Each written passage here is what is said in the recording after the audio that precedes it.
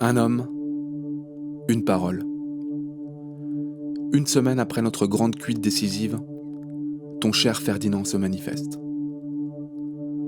Je me demande si tu t'es inquiété ou comment tu as pu gérer la situation à Paris. En fait non, je m'en fous un peu. Je me demande plutôt si tu m'as cru déterminé ou si tu t'es imaginé que j'allais t'appeler dès le lendemain en t'expliquant que finalement, j'étais rentré gentiment chez moi pour cuver sous mon duvet. C'est vrai que, pour être honnête, ça aurait très bien pu se passer comme ça. Je nous revois encore aux Trois-Ducs après l'entraînement. Tous les autres étaient déjà rentrés et nous, comme d'habitude, on en a recommandé une. Je sais plus qui de nous deux a eu l'idée de boire une tequila paf après ça, puis encore une, puis une encore. Mais je pense que c'est ça qui a tout déclenché. De toute façon, c'est toujours la faute de l'alcool. Ou alors t'en as tout simplement eu plein de cul de m'entendre ressasser toujours le même discours de fils à papa. Toujours est-il que tu t'es soudain mis à me gueuler dessus comme un véritable fêlé. Allez mais vas-y alors, monsieur c'est pas bon, gna gna gna, mais casse-toi alors. Tu prends ton vieux vélo de parisien trop cool de mes couilles et tu te barres. Ce soir, tu vas la vivre ton aventure. Tu te sentiras mieux après, et nous aussi putain. Et ces postillons qui m'arrivaient en pleine face, et moi qui te criais en retour de la fermer, que je faisais que discuter, merde. Mais tu voulais rien entendre, et hurlais de plus belle, avec tes veines temporales gonflées comme des chambres à air comprimé, le visage rouge de colère, l'œil vitreux mais méchant et déterminé. Tu me bois cette tequila et tu te barres. En sel, bordel. Tiens, le sel et le citron, pauvre con. Il a appris qu'à être servi dans des coupes à champagne, celui-là. Allez, bois, la grande pédalée t'attend. La faim, la soif. Bois, putain, je te dis. Quand Hervé nous a virés de son bar, ça t'a pas plu du tout, tu te souviens ? Tu lui as craché que c'était pas les Trois-Ducs, mais le Trou-Duc, que son cafetard devrait s'appeler, ou plutôt les deux Trou-Ducs et qu'il devrait s'associer avec moi. Si j'avais pas été aussi sonné par l'alcool et par tes règlements, je me serais marré comme Hervé. En attendant, les deux Trou-Ducs, pour le moment, ils sont devant moi, et ils viennent de se faire virer. Allez, bonne soirée les gars. Toi, t'as pas ri non plus, t'as vite oublié Hervé, et t'as aussi subitement arrêté de brailler. Je crois que t'en pouvais plus. Tu m'as répété encore une fois, bien calmement, bien froidement, de me barrer, avec ma petite monture, je cite, et que tu ne voulais pas m'entendre avant une semaine, que tu préviendrais tout le monde, que tu arrangerais tout, y compris avec l'autre Stéphanie là, je cite. Ensuite, tu m'as assis plus ou moins de force sur ma selle et tout en activant ma sonnette comme un possédé, tu me poussais dans le dos. Donc j'ai bien été forcé de me mettre à pédaler. Je sais pas te dire combien de temps tu m'as accompagné comme ça, en me donnant des sortes d'encouragements rageurs avec ce qui te restait de voix. Allez d'une heure mon vieux, allez bordel. Et moi comme hypnotisé, je pédalais bravement mon sac de foot en bandoulière. Si je te raconte toute cette scène, c'est pour m'en convaincre moi-même. Tellement j'ai l'impression, encore aujourd'hui, de l'avoir vécu en rêve. Un rêve dont je ne serais pas encore tout à fait sorti. La fraie m'a pas fait dessouler, enfin pas vraiment. Disons que je roulais droit, que je me sentais pas malade et j'articulais sans difficulté. Mais tu m'avais vraiment secoué et en plus la sonnette continuait à carillonner dans ma tête. Dring, dring, dring. Ça n'arrêtait pas, je te jure. Je me suis ressaisi petit à petit et j'ai décidé d'aller manger un kebab, tu sais, à côté du métro, là où il y a la petite rebeu triste et mignonne qui bosse. Dring, dring. Ça continuait pendant que j'engloutissais mon sandwich jumbo double viande. Et la petite qui me regardait de ce regard profond, nuit d'encre, et qui avait l'air de me dire « Allez, Ferdinand, il est temps. Finis ton double viande et encelle, Coco, encelle.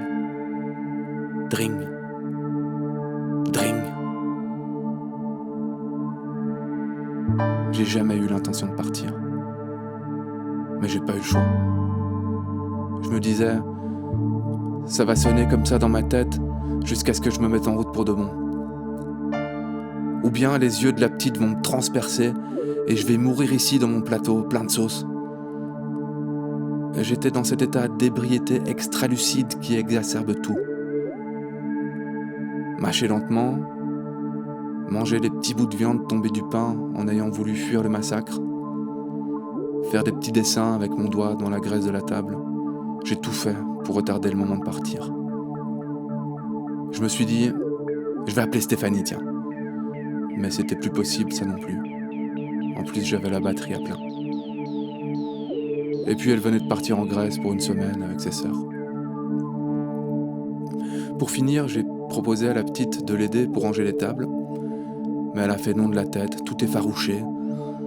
Elle a planté une fois de plus ses yeux charbon noir dans les miens, ses yeux plumage de corbeau, qui disaient avec toujours plus d'insistance « Allez, Ferdinand, pour moi c'est foutu, mais pour toi. Toi c'est le moment. Allez, en selle. » En selle. Il n'y avait plus que la sonnette et ses mots dans ma tête. En selle. Tant et si bien que j'ai laissé un billet de 10 et je me suis donc mis en selle. En emportant le sel par association de langage. Je l'ai toujours. J'ai roulé jusqu'à ce que le silence se fasse en moi. Traverser Paris à l'aveugle jusqu'à tomber sur la Villette, suivre le canal le plus longtemps possible. J'ai passé Noisy-le-Sec sans me retourner, juste le temps de penser à celles quelques fois où on est allé se sustenter à la brasserie des voyageurs.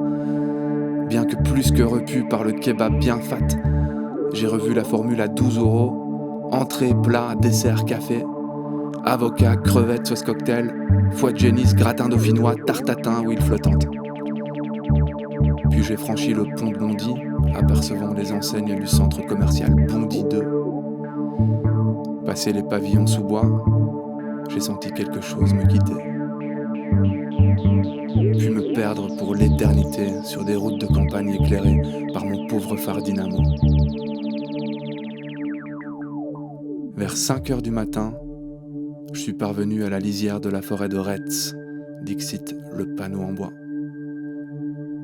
J'y avais jamais mis un pied. Le jour se levait tout doucement.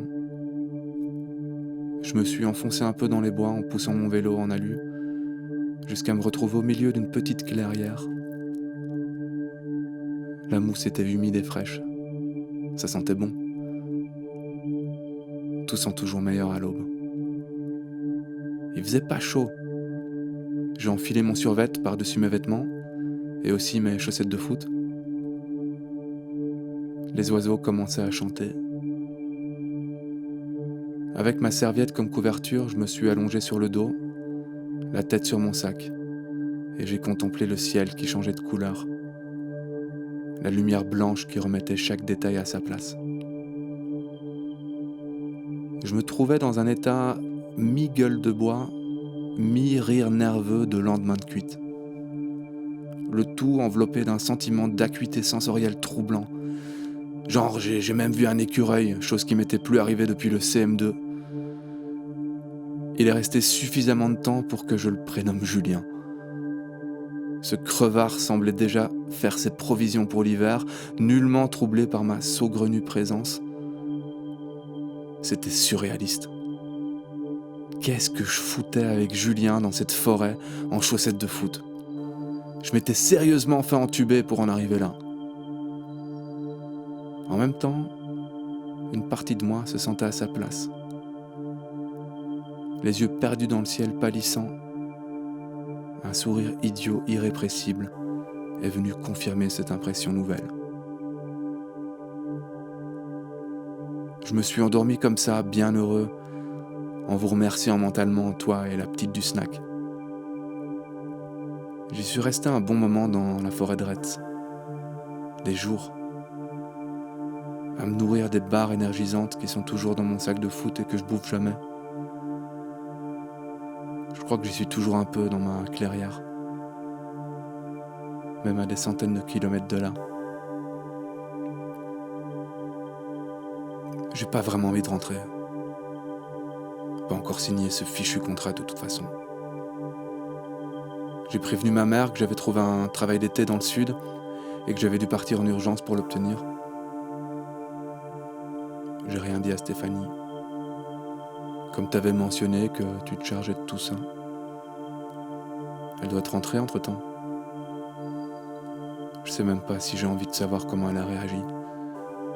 Je devrais me sentir mal pour elle, mais la vérité c'est que je m'en tape. Si tu veux savoir ce qu'il advient de moi, tu peux m'écrire à cette adresse email que j'irai consulter une fois par semaine. Je ne la donne qu'à toi. PS, j'ai plus de téléphone, il est resté au snack.